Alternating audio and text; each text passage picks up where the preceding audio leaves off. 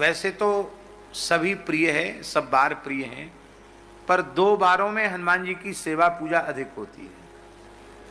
एक शनिवार और दूसरा मंगलवार। आज कौन सा बार है? मंगलवार है।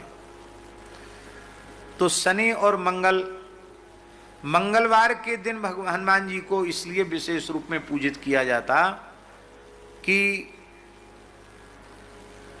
शिव पुराण के अनुसार कार्तिक कृष्णा चतुर्दशी को स्वाति नक्षत्र में मेष लग्न में हनुमान जी का अवतरण हुआ, तो उस दिन मंगलवार ही था। तो मंगलवार वो हनुमान जी के जन्म का दिवस है, इसलिए मंगलवार हनुमान जी को प्रिय। एक हेतु। दूसरा हेतु,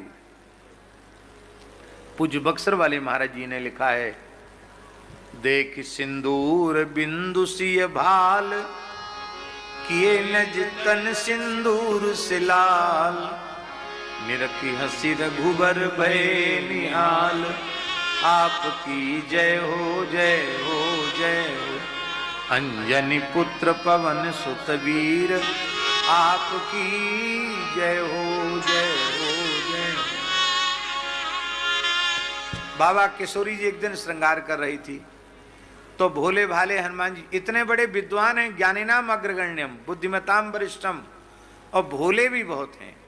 बोले माता जी ये रोज रोज क्या करती यहाँ लगा दी। आजकल तो माताएं सिंदूर धारण नहीं करती हैं, एक अलग से कोई केमिकल वाला आता उसी को यहाँ लगा लेती हैं। लेकिन हम बता रहे हैं आपको विधान, जिससे सौभाग्य की वृद्धि होती। शुद्ध विशुद्ध सिंदूर वेद लक्षणा भारतीय देसी गाय के घृत में मिश्रित करके तब यहाँ लगाना चाहिए। ये रोली ओली जो भर लेती वो नहीं, वो ठीक नहीं है।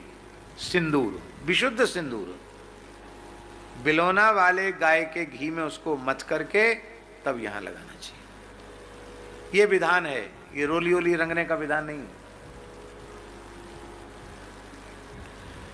तो श्री किशोरी जी सिंदूर ऐसे धारण कर रही थी। हनुमान जी ने भोलेपन से पूछा, माता जी रोज रोज क्या करती हो, इससे क्या होता है?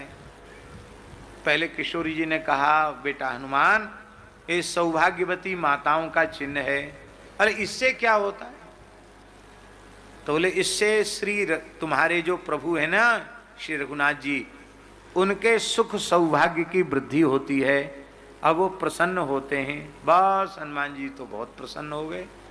इतना सा घी सिंदूर लगाने से सरकार का इतना सुख सौभाग्य बढ़ता है, इतने प्रसन्न होते हैं, तो हमको तो यही चाहिए कि इनका सुख सौभाग्य बढ़े और ये राजी रहें, प्रसन्न रहें। तो महाराज भंडार घर में चले गए, जहाँ गोदाम था पूरा सिंदूर का। गैया के घी की तो कमी नहीं, शायद किसी बहुत बड़े हौज में घोल लिया होगा अथवा किसी परात में मथ लिया होगा, और मस्तक से लेके चरण तक पूरे में घी सिंदूर लगा के। और हनुमान जी को ये सब करने में थोड़ा समय तो लगा, तब तक सरकार पहुंच गए दरबार में। किशोरी जी भी दरबार में थी, राज दरबार में, और उसी राज दरबार में हनुमान जी अपने पूरे शरीर में गाय के घी में मथा हुआ सिंदूर लगाकर पहुंचे।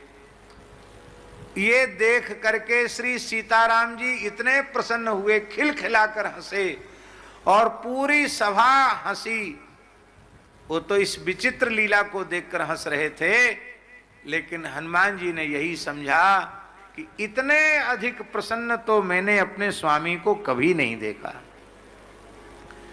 तब श्री रघुनाथ जी ने कहा, हे श्री हनुमान जी, आज आपने केवल, आजकल लोग अपने शरीर की सुंदरता का ध्यान देते हैं, कैसे में अच्छे लगेंगे, पर हनुमान जी ने अपने शरीर के सौंदर्य का ध्यान नहीं दिया। राम जी हमको देखकर कैसे राजी होंगे, इस बात से इतने रीझ गए। बोले जो मंगलवार के दिन वेद लक्षणा भारतीय देसी गाय के घृत में मिश्रित सिंदूर आपके श्री अंग में चढ़ाएगा, अर्पित करेगा, उसके ऊपर मैं प्रसन्न हो जाऊंगा, श्री किशोरी जी प्रसन्न हो जाएंगी, उसके सारे अशुभ अरिष्ट चाहे ग्रहजन्य हो या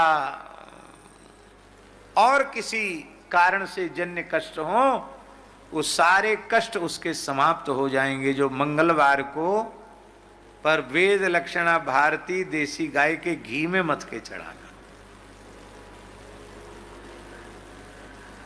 मंगलवार को चोला चढ़ाना चाहिए गाय के घी में, और शनिवार को चोला चढ़ाना चाहिए सुगंधित तैल में।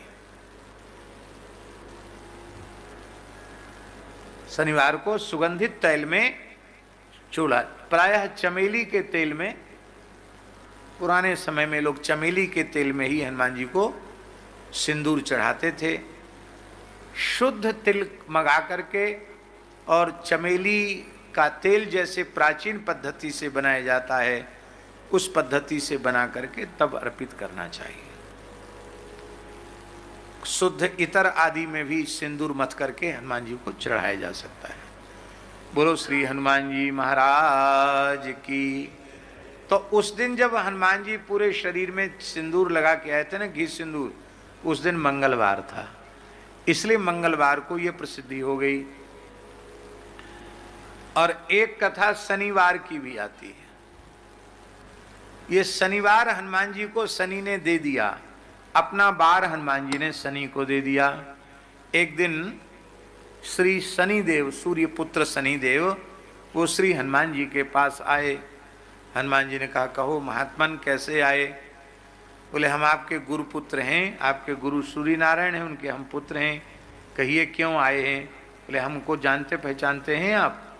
हम शनि हैं, किसी को नहीं छोड़ते हैं, सबकी उठापटक करने वाले हैं। तो हनुमान जी ने हाथ जोड़ के कहा, हमारे पीछे काहे को पड़ रहे हो?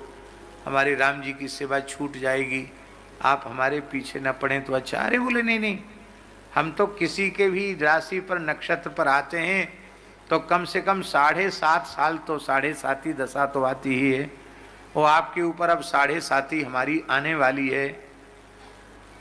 हनुमान जी ने पहले बहुत मना किया पर शनि नहीं माने।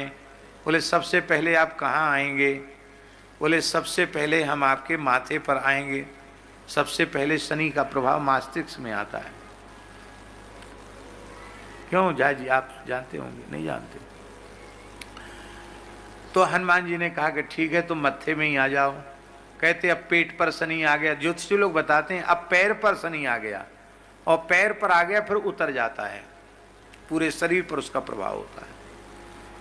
तो हनुमान जी के सिर पे शनि आया तो थोड़ा उनके सिर में पीड़ा हुई, दर्द हुआ। तो हनुमान जी ने विशाल पहाड़ उठाया, मेरुर मदराचल जैसा, और पहाड़ को उठाकर अपने मस्तक पर पटक लिया। अब बेचारे शनि घबराए, भगे वहाँ से। तो यहाँ से उतर के कंधे में आ गए। बोले अच्छा यहाँ आ गए हो? तो यहाँ पटक लिया एक पहाड़, इधर आ गए, इधर पटक लिया।